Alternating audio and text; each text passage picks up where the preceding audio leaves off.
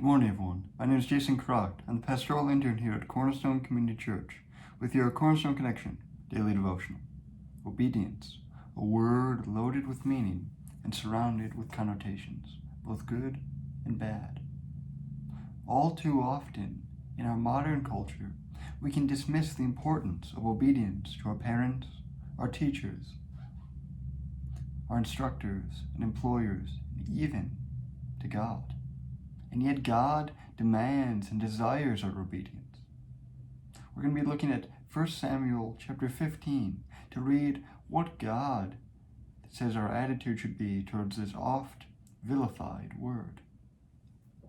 Behold, to obey is better than sacrifice, and to listen than the fat of rams. In this passage, the prophet Samuel confronts King Saul for his disobedience. You see, God had commanded Saul to devote to destruction the Amalekites and all their livestock. Yet Saul disobeyed. He saved some of the livestock to sacrifice to God in an act of religious worship. But here, Samuel rebukes him. He says that to obey God is better than to offer these acts of religious worship, these acts of sacrifice. This is a command repeated over and over by the prophets. And we can see throughout Scripture that God desires not so much the outward form, but the inward spirit that it comes from. See, obedience is first and foremost inward manifestation that overflows into outward expression.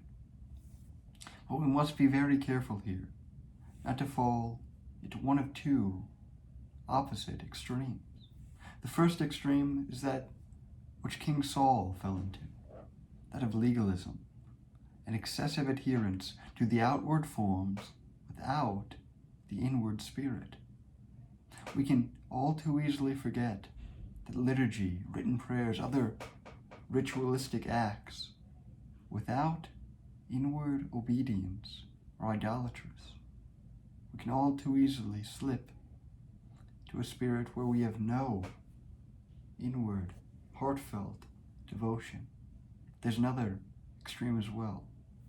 It's an extreme that we find ourselves warned against in the book of Hebrews, where the author writes this: "Through Jesus, therefore, let us continually offer to God a sacrifice of praise." We do not wish to descend into legalism, but we also do not wish to descend into antinomianism, the belief that as Christians we are not bound by any sort of obedience, by any sort of outward religious forms. And yet, we must not discard what is good simply because we have negative connotations with it, simply because something has been abused in the past does not mean that it itself is evil. Liturgy, written prayers, and other religious forms and religious acts can be rich and life-giving when done in a spirit of true inward obedience. So we find ourselves walking the path between these two extremes. And it's a broad path to be sure, but a path we cannot stray from. We must avoid legalism and antinomianism. We must remember that obedience is better than sacrifice, but that God still desires sacrifice. So live in this tension. Obey God and offer your religious, your spiritual sacrifices to Him.